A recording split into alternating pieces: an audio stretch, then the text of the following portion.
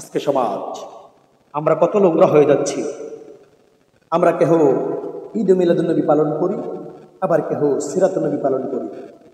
তবে যারা ঈদ মিলাদুন্নবী সাল্লাল্লাহু তাআলা আলাইহি ওয়াসাল্লাম পালন করে তারা সিরাতুন্নবীও মানে, কিন্তু যারা সিরাতুন্নবী পালন করে তারা ঈদ মিলাদুন্নবী মানে না। এখানে আমরা দুটি দলে পার্থক্য হয়ে গেলাম, অথচ আমরা মুসলমান। আল্লাহ পাক রব্বুল আলামিন পবিত্র কালামুল্লাহ শরীফে সূরা হুজরাতে বলেছেন, ইন্নামাল মুমিনুনা ইখওয়াতুন, এক মুসলমান অপর মুসলমানের ভাই। তোমাদের ভাইদের মধ্যে যদি কারো কোনো মতের পার্থক্য দেখা দেয় তাহলে তোমরা মীমাংসা করে দাও। আজকের সমাজ কতটা কতটা কতটা নোংরা হয়ে গেছে। আলেম নামের কিছু জালেম তাদের ছাত্রদেরকে মিলাদুন্নবী যারা করে তাদের উপরে আক্রমণ করার জন্য লেলিয়ে দিচ্ছে। অথচ তারা কথায় কথায় বলে বুখারীতে এটা নাই, বুখারীতে ওটা নাই, বুখারীতে মিলাদ নাই, বুখারীতে কিয়াম নাই। সমস্ত বিষয়টা নিয়ে তারা শুধু বুখারী করে। যে সমস্ত ভাইরা শুধু আপনারা বুখারী বলেন, আমি আপনাদের কাছে প্রশ্ন করলাম, বুখারী শরীফের হাদিস, স্পষ্ট হাদিস, হযরত আবু হুরায়রা রাদিয়াল্লাহু তাআলা আনহু থেকে বর্ণিত। তিনি বলেন, রাসূল পাক সাল্লাল্লাহু তাআলা আলাইহি ওয়াসাল্লাম বলেছেন, এক মুমিনের প্রতি অন্য মুমিনের তিনটি কাজ হারাম। এক নম্বরে, এক মুসলমান অপর মুসলমানকে হত্যা করতে পারবে না, তার রক্ত তার জন্য হারাম। দুই নম্বরে, এক মুসলমানের সম্পদ অন্য মুসলমান কি করতে পারবে না, আত্মসাৎ করতে পারবে না। তিন নাম্বার, এক মুসলমান অন্য মুসলমানের ইজ্জত নিয়ে ছিনিমিনি খেলতে পারবে না। আমার ভাইরা, আপনারা বুখারী করেন, কোথায় পেয়েছেন এক মুসলমানকে মারার জন্য অন্য মুসলমান হাতে অস্ত্র নেবে? বুখারীর হাদিস, হযরত আবু হুরায়রা রাদিয়াল্লাহু তাআলা আনহু থেকে বর্ণিত। ও মুসলমান ভাইরা, তোমরা হাতে অস্ত্র নেবা না। তোমরা যদি হাতে অস্ত্র নাও, শয়তান চাইবে এই অস্ত্র দিয়ে তুমি তোমার কোনো মুসলমান ভাইকে আঘাত করো, হত্যা করো।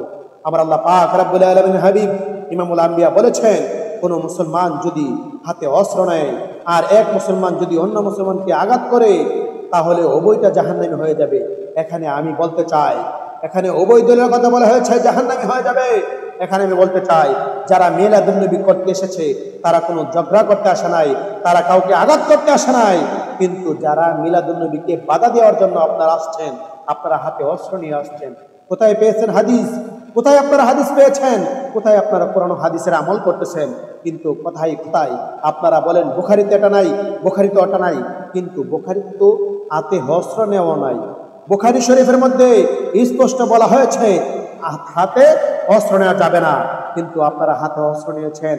আল্লাহ পাক রব্বুল আলামিন বলেন, যখন কোনো বান্দা হাতে অস্ত্র উঠায়, যখন কোনো বান্দা খারাপ কাজ করে, অশ্লীল কাজ করে, চুরি করে, জেনা করে, ডাকাতি করে, তখন সে মুমিন থাকে না। এখন আপনারা মুমিন আছেন কিনা? আপনার হাতে অস্ত্র উঠেছে, আপনাদের হাতে অস্ত্র উঠেছে অন্য মুসলমানকে আঘাত করার জন্য, তাহলে আপনারা বলুন আপনারা মুসলমান আছেন কিনা? আল্লাহ পাক রব্বুল আলামিন বলেছে, যে ব্যক্তি অন্যায় খারাপ কাজে লিপ্ত হয়ে যায় তখন সে মুসলমান থাকে না। আমার ভাইরা, আমার প্রশ্ন হচ্ছে, আপনারা সিরাতুন্নবী পালন করেন, আমরা মিলাদুন্নবী পালন করি। যেই নবীকে আপনারা মানতেছেন ওই নবীকে আমরা মানতেছি। আমরা মিলাদুন্নবী পালন পাশাপাশি আমরা সিরাতুন্নবীও মানি। মিলাদুন্নবী না পাইলে আমরা সিরাতুন্নবী পাইতাম না। কিন্তু আপনারা মিলাদুন্নবী মানতেছেন না, সিরাতুন্নবী মানতেছেন। এখানে আমি একটা জিনিস আপনাদেরকে ক্লিয়ার করে বোঝাতে চাচ্ছি। আল্লাহ পাক রব্বুল আলামিন হাবিব ইমামুল আম্বিয়া রাসূল পাক সাল্লাল্লাহু তাআলা আলাইহি ওয়াসাল্লাম তায়েফের ময়দানে রক্ত জড়িয়েছে, কারবালার ময়দানে ইমাম হুসাইন রক্ত জড়িয়েছে।